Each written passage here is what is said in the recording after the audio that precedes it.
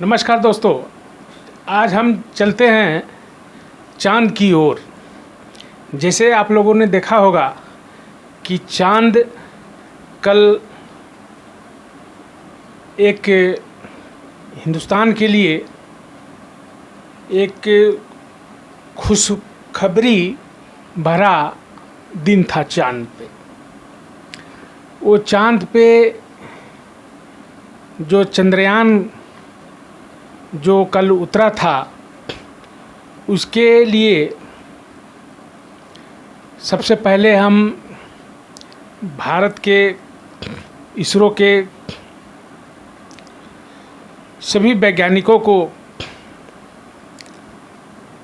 बहुत बहुत धन्यवाद देना चाहता हूं, जिन्होंने अपने अथक परिश्रम से इस कामयाबी को हासिल किया। और यह कामयाबी न सिर्फ इसरो के लिए, ये 140 करोड़ भारतवासियों के लिए भी रहा। इस कामयाबी के पीछे इसरो की जो भूमिका रही, काफ़ी उतार चढ़ाव भरा रहा। इस दौरान उन्हें कई परेशानियों का सामना करना पड़ा, कई हास्यास्पद टिप्पणियों का सामना करना पड़ा, कई नकारात्मक विचारों का सामना करना पड़ा। लेकिन इसरो की यह कामयाबी अंततः रंग लाई। कल का दिन भारतीय इतिहास में एक स्वर्णिम अक्षरों में अंकित किया जाएगा।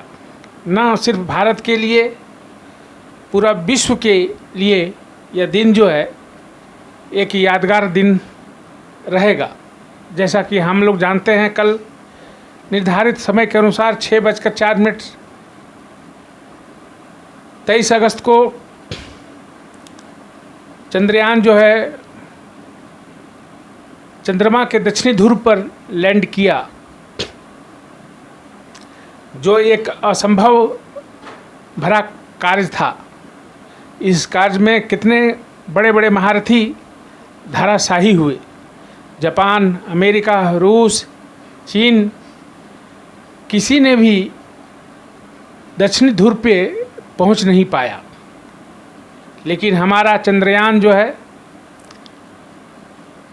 वो पहुंच गया और भारत का तिरंगा को फहराया। इसकी एक कहानी अगर कहा जाए तो बहुत लंबे कहानी होगी। इस लंबी कहानी अगर हम बताऊं तो काफ़ी समय लगेगा, लेकिन संक्षिप्त में मैं चंद्रमा के बारे में कुछ बताना चाहता हूं। जैसा कि दोस्तों आप जानते हैं कि ये दक्षिणी ध्रुव पे 3,84,000 किलोमीटर पृथ्वी से चंद्रमा की दूरी है। और ये चंद्रमा का निर्माण जो है कैसे हुआ, थोड़ा इसका चर्चा कर लेते हैं। आज से लगभग 6.5 अरब साल पहले एक पिंड के द्वारा, जो पृथ्वी से कई गुना विशाल पिंड था, पृथ्वी से टकराया और टकराकर वो चंद्रमा जो है जा बना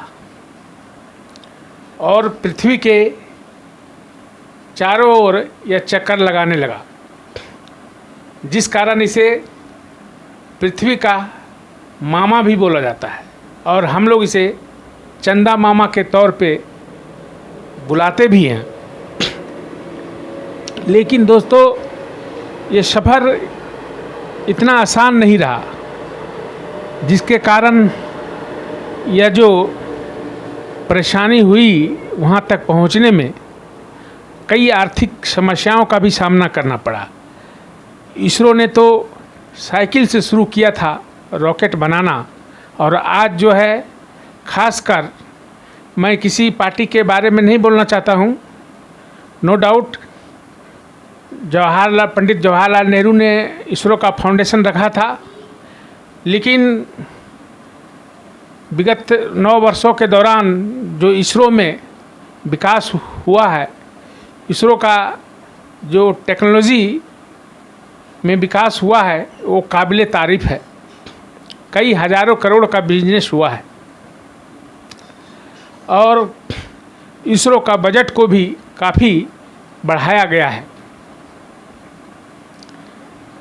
जैसा कि कल हमारे नरेंद्र मोदी भारत के प्रधानमंत्री कल ब्रिक्स सम्मेलन में अफ्रीका में थे, वहीं से उन्होंने इसरो के वैज्ञानिकों को अभिवादन किया और पूरे देशवासियों को बधाई दिया।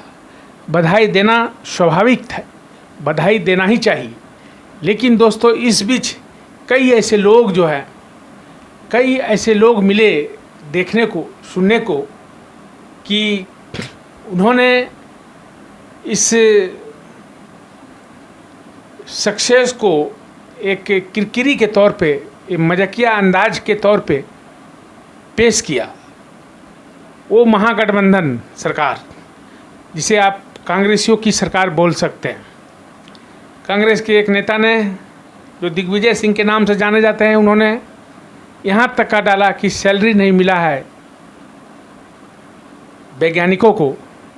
और तो और महागठबंधन के जो एक आप कह सकते हैं गुरुजी जो हैं, बिहार के मुख्यमंत्री नीतीश कुमार जी, उनको तो पता ही नहीं चला कि कल चंद्रयान का लैंडिंग चंद्रमा पर होने वाला है।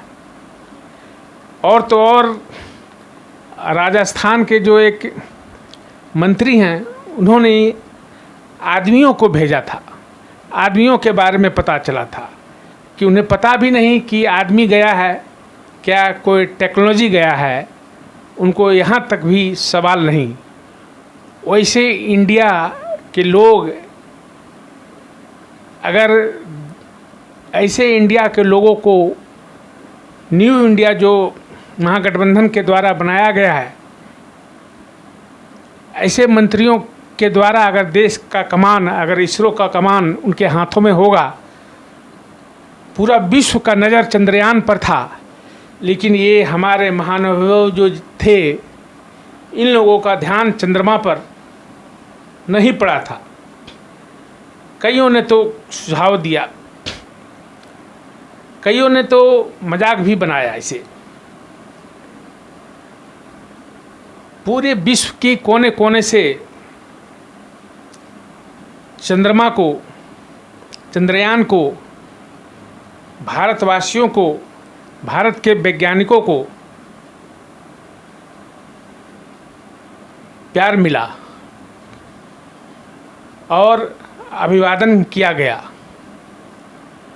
ये एक दूरी तय करना, खासकर दक्षिणी ध्रुव में और असाधारण है, क्योंकि वहाँ का जो तापमान है -211 डिग्री समथिंग, इस ढंग से है। वहाँ हवा नहीं है, केवल खाई है, पहाड़ है, पथरीली चट्टानें हैं। इन तमाम अव्यवस्थित रहने के बावजूद भी चंद्रयान जो है अपने निर्धारित समय पे उतरा और विरोधियों को, जो खासकर विश्व के महारथी समझे जाते थे, उनके मुंह पर भी एक तमाचा रहा। बहुतों ने इसे मजाक उड़ाया है, कईयों ने इसे पैसे की बर्बादी को समझाया है। लेकिन दोस्तों, ये पैसे की बर्बादी नहीं है, ये टेक्नोलॉजी है और टेक्नोलॉजी का ज़माना है। टेक्नोलॉजी जिसके हाथ में पर्याप्त मात्रा में रहेगा, अच्छी टेक्नोलॉजी रहेगी, उसका कमांड उसके हाथ में रहेगा। आने वाला समय जो है, निश्चित तौर पर ये इसरो की प्रतिभा को देखते हुए कहा जा सकता है कि टेक्नोलॉजी के मामले में भारत जो है पूरे विश्व को छोड़ सकता है, बशर्ते उन्हें देशवासियों को प्यार चाहिए, देश के सरकार का साथ चाहिए। और दोस्तों, मैं यही कहना चाहता हूँ कि कटाक्ष मत करें, वैज्ञानिकों को राजनीति में न घसीटें तो अच्छा है। वैज्ञानिक होता है, वो किसी जाति के लिए नहीं होता है, वो किसी धर्म के लिए नहीं होता है, वो किसी विशेष पार्टी के लिए नहीं होता है, वो होता है तो सिर्फ राष्ट्र के लिए होता है। जय हिंद, जय हिंद, जय हिंद। कन्हैया दुबे को इजाज़त दीजिए। अगर आपको अच्छा लगा होगा तो लाइक कीजिएगा, शेयर कीजिएगा और चैनल को सब्सक्राइब जरूर कर लीजिएगा, ताकि इस ढंग से अपडेट हम आप लोगों को देते रहें। धन्यवाद।